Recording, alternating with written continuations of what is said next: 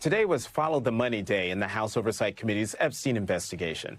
Taking the recommendation of Democratic Senate Finance Committee ranking member Ron Wyden, billionaire Leon Black, the former CEO of Apollo Global Management, was on Capitol Hill this morning for a closed-door interview about his financial and personal relationship with child rapist Jeffrey Epstein.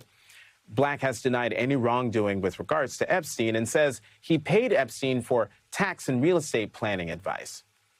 But the House Oversight Committee didn't get much out of him today.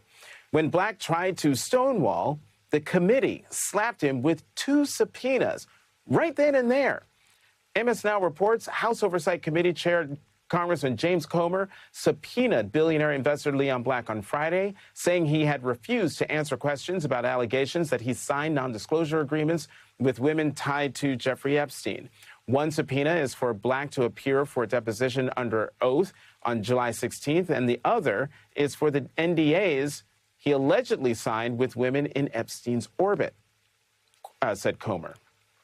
Both Chairman Comer and Congressman Robert Garcia, the top Democrat on the Oversight Committee, spoke to reporters after Leon Black's terse interview. There's no question that as soon as this interview started, that the witness was not going to answer critical questions. I mean, when you ask questions about NDAs that relate directly to women and possible abuse, and you're unwilling to answer questions, I think we got to elevate this. And the reality is that Mr. Black was unwilling to have an important conversation, and so the subpoena for the documents and the subpoena for him to appear were absolutely the right moves and the right decision. We need the NDAs to be able to move forward with the investigation. I'm surprised that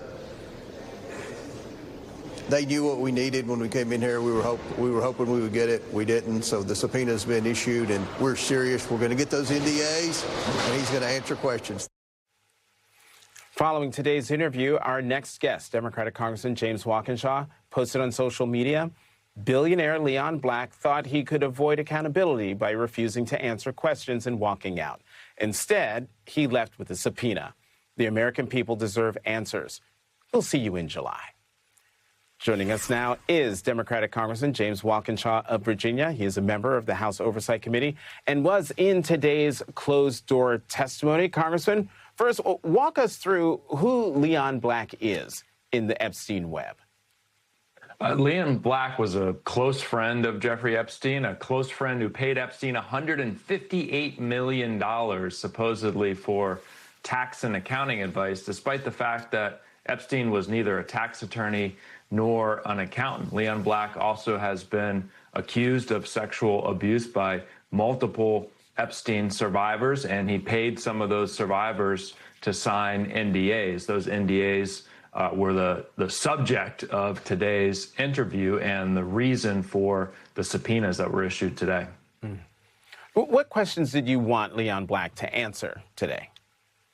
I wanted him to answer questions about the circumstances surrounding the NDAs, whether Jeffrey Epstein had any involvement in the NDAs. There are some emails in the files between Jeffrey Epstein and his lawyers suggesting that Epstein was surveilling women on Leon Black's behest. I'd like to ask questions about that. But fundamentally, Leon Black is the subject of a number of very serious and credible allegations of sexual abuse. No one has gotten to the bottom of those, primarily because of the NDAs, and our committee is working hard to get to the bottom of those allegations. You know, last week, staffers from the House Oversight and Judiciary Committees visited the federal prison where Jeffrey Epstein's co-conspirator, convicted child sex trafficker Ghislaine Maxwell, was transferred following her interview with Todd Blanche when he was deputy AG, a prison that has been compared to a summer camp. What did those staffers see? They saw the very cushy circumstances that Ghislaine Maxwell was transferred into after her very out of the ordinary interview with then Deputy Attorney General Todd Blanche. What they didn't learn there is why or how she was transferred. And I think the reason they didn't learn that there at the prison is that the decision was made in Washington to transfer her to that much more comfortable situation by Todd Blanche.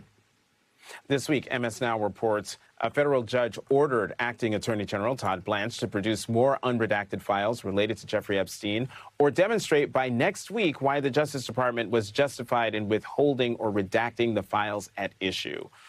Congressman, with 3 million Epstein files still yet to be released, do you have any confidence that Todd Blanche will comply with this order? Well, the Department of Justice already signaled today that they're going to appeal this order, so I think that legal battle will continue. But when you read the ruling from the judge today, it is crystal clear that Todd Blanche and the Department of Justice broke the law.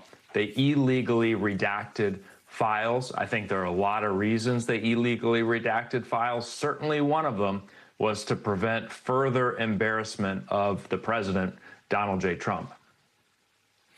Congressman James Walkinshaw, the great Commonwealth of Virginia, thank you, as always, for coming to the last word. Thanks, Jonathan.